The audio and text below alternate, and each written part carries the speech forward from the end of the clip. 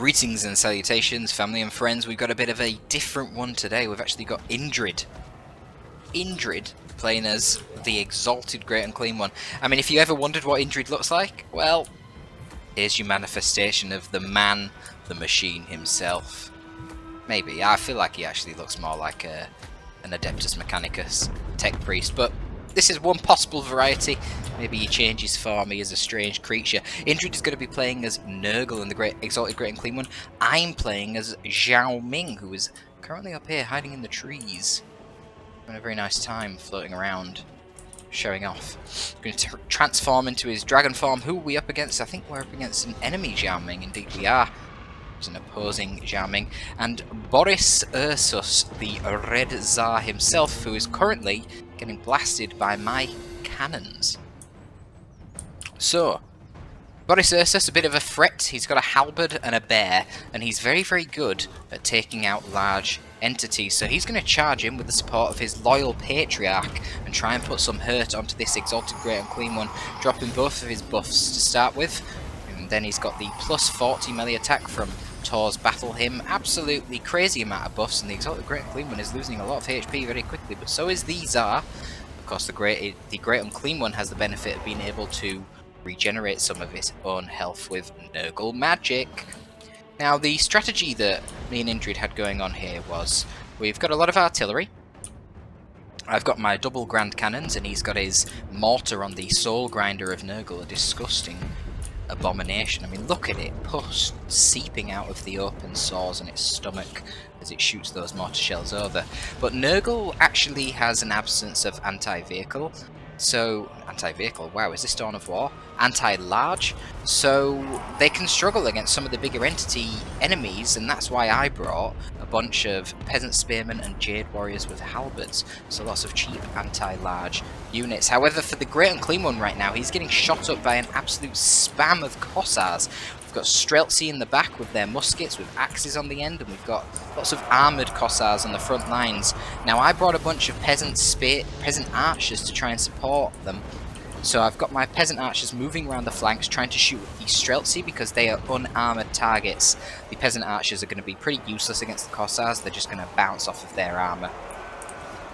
But the Exalted Great Unclean One is not in a very good position here. Now, for that reason, I flank around with Zhao Ming, bringing him around, trying to use some Dragon Breaths on the Cossars to hurt them. Knocks a few of them over, but doesn't really do a lot of damage thanks to their armour. But my great Longmar Riders and Zhao Ming managed to compromise both of these Streltsy on the back line and are putting on a lot of hurt onto those guys.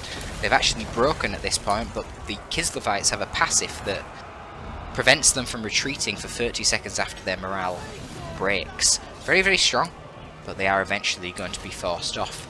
We've got a little Grom in the background, which is a cannon, doing a bit of fire support, and I have directed all of my grand cannons to shoot at it.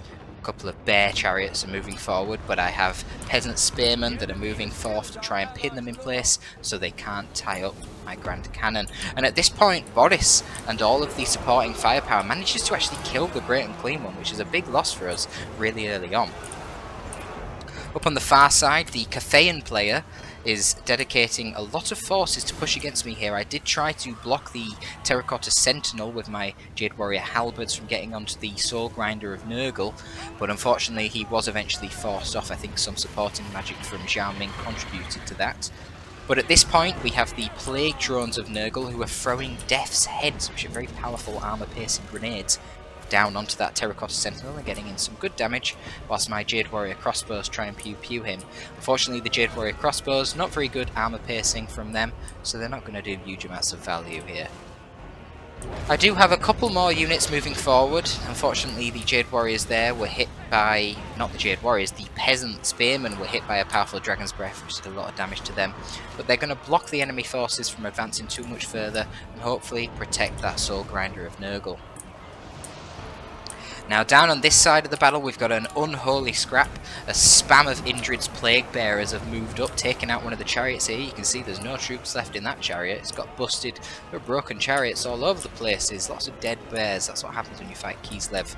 But Zhao Ming has actually come down here trying to take out Tsar Boris, but he is now surrounded by a bunch of Warbear Riders, and the Warbear Riders, just like the Great Red Tsar himself, all have bonus versus large. So right now, while Zhao Ming is in his dragon form, he is going to be suffering quite a lot against these units. I think for that reason, actually going to see a transformation of Zhao Ming back into his human form shortly. Another spell coming down here, some sort of Tempest spell. I'm not exactly sure what that was aiming for, probably all these Plague Bearers, but it seemed to fly a little bit short. Zhao Ming back in his human form and actually dropping a final transmutation. Very powerful AoE spell. Anything in this AoE that's following Boris is going to be taking a lot of damage due to that. The cannon then comes in, knocking the Ice Witch off of her horse and killing her.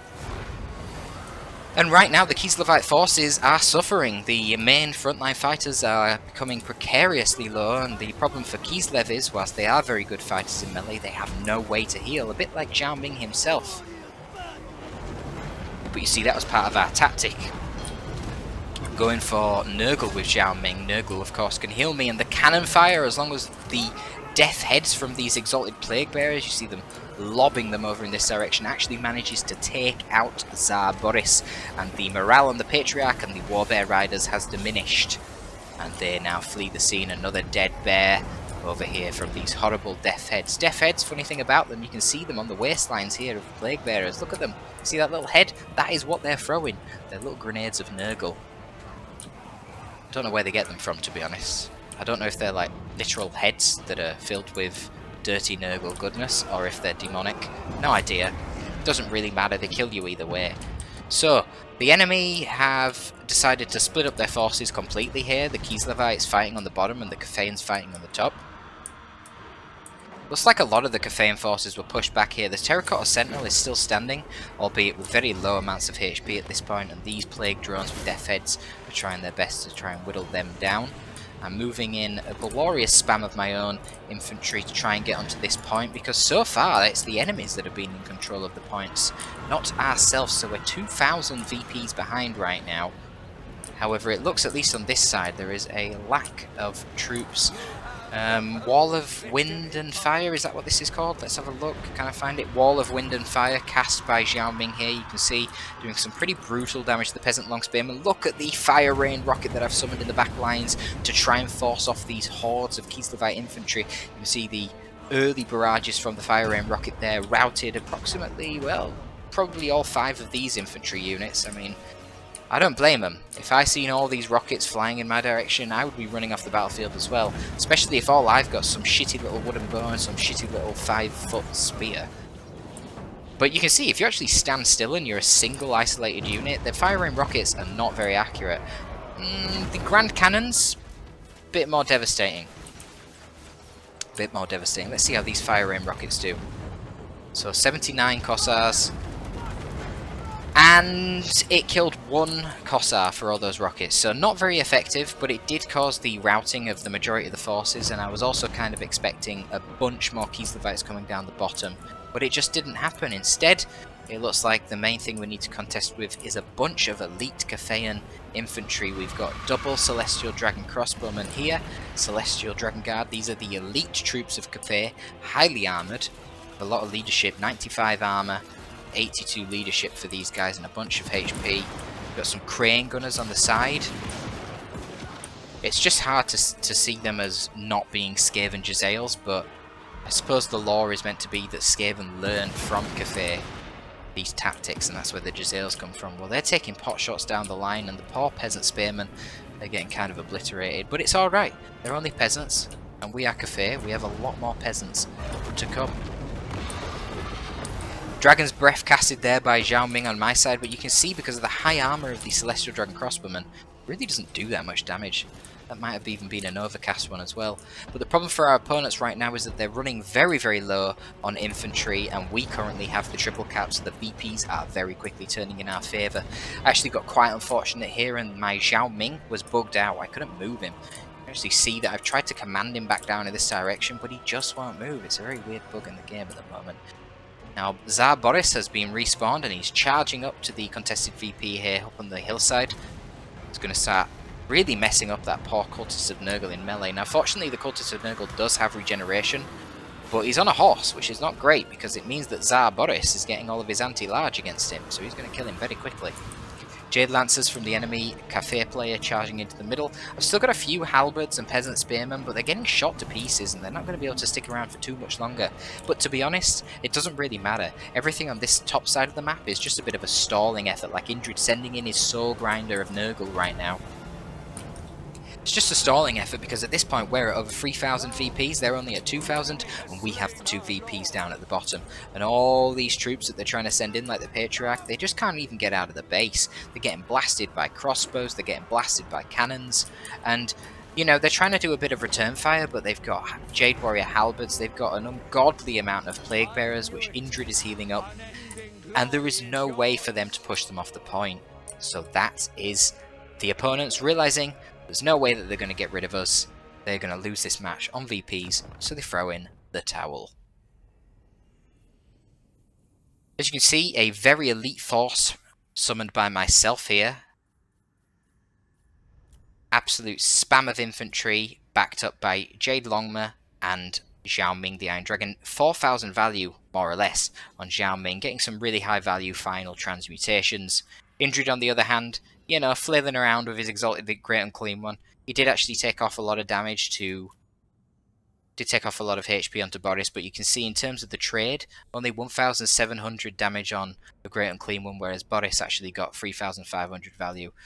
Definitely favoured Boris to that engagement. I think do not want to be fighting Boris while all his buffs are up and while he's got the support of the Patriarch. Just throw your Plague Bearers at him, tie him down, and then once all his buffs wear off, that is when you can re-engage and try and get some value onto him. The downside of the Kislev army here, of course, was that they were relying on the Tempest Witch to come in on the rear, because they had no magic from their leader, but she came in a little bit late, and unfortunately they weren't able to compromise my cannons, so she got shot off of her horse very promptly, and really got no value at all. She killed 1 unit. That is absolutely horrendous for a Frost Maiden. Little Grom and the Chariots likewise were dispatched with the cannons quite easily, but the initial Cossars got some huge value shooting into those Exalted Great Unclean Ones and forcing it off. But at the end of the day, the battle is won with infantry, and the Cathayan hordes, as well as the Nurgle hordes of Plague Bearers, had no real counter. So the opponents ran out of victory points, and that was that. So just a little bit of a random, casual 2v2 match. Obviously not very high level. Indrid is not an experienced player of Total Warhammer, but he's, you know, branching out, trying out some different things. There's going to be a little bit less Total Warhammer on my channel for a while. I think until I'm at a level where I'm winning tournaments and I've got that niche to provide, it's not really valuable. I might do a little bit of campaign content, finish the Let's Plays that are ongoing, but probably not many casts. There's a lot of competition out there. They're not really getting many views anyway. We'll see if I come back when I've won a few tournaments. We'll see how things are going on that end. You guys can rest assured I'm definitely improving in skill, winning against a lot stronger players at the moment. Looking the next few weeks to start some scrims with Enticity and others of that stature. So stick around and you'll see me eventually winning those tournaments, especially when Bretonnia releases. That's going to be awesome. But nonetheless, for now, that is going to be all from your boy Torpid, and I'm signing out.